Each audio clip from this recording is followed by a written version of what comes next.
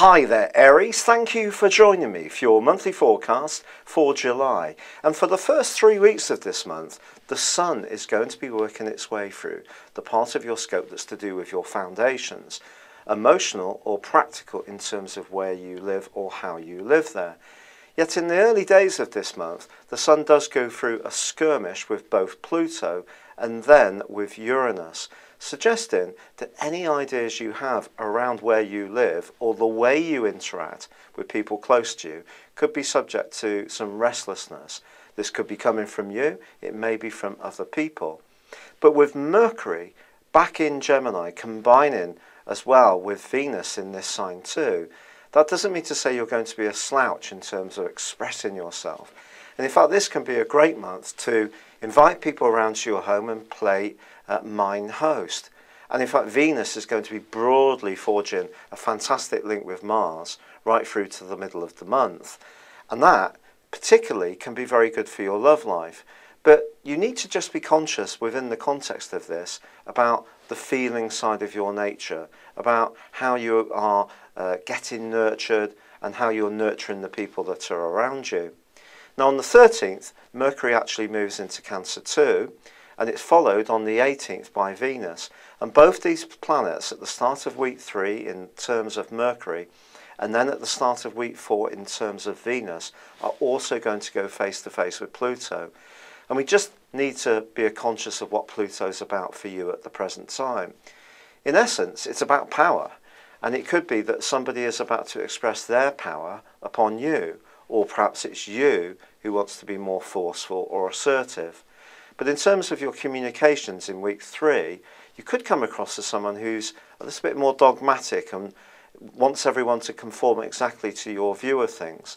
And then towards the end of the month, complications may be more around your love life, where it's possible that someone you really like may not meet the expectations of a family member, or perhaps there's strains between you and yours because you want different things around the more practical side of daily living, or perhaps looking after the children.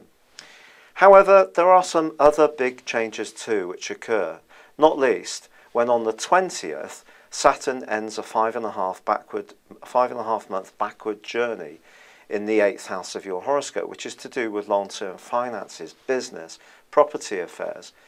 Now Mars is preparing for 3/4 of this month to leave Libra, where it's been for the previous 7 months. So with this month it brings it up to 8 months. A very, very long transit, and it has been in detriment there, and this is your sector of relating.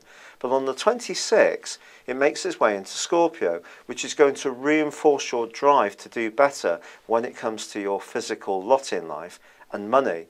So if there has been a sense for the last 5.5 months that you've been up against it in terms of doing as well as you could do, once your ruler sweeps in on the 26th, it's going to give Saturn an awful lot of support.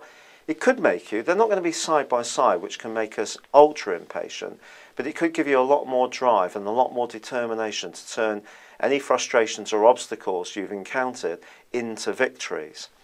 Now there's also a tremendous change on the 22nd, because that is when the Sun powers its way into your sister fire sign of Leo. And this is something for you to entirely celebrate.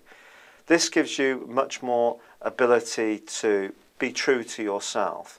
But remember I said before that you may find yourself inviting people around. Well, that's going to continue. The Sun moving into Leo will give you more physical vitality.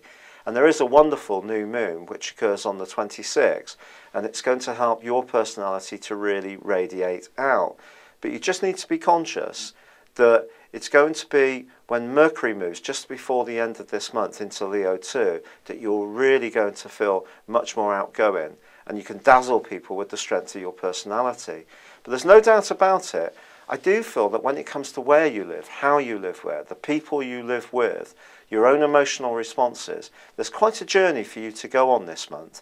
And it may be about understanding some of your expectations about what your vulnerabilities are.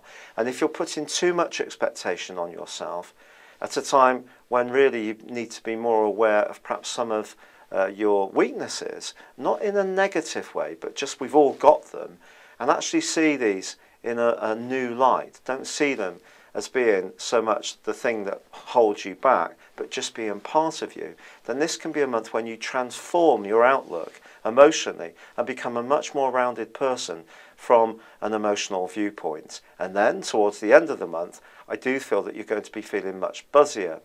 But the other big change which occurs is on the 16th, and that's when Jupiter, the planet of hope, of optimism, and of good fortune, traditionally in astrology, makes its way into Leo.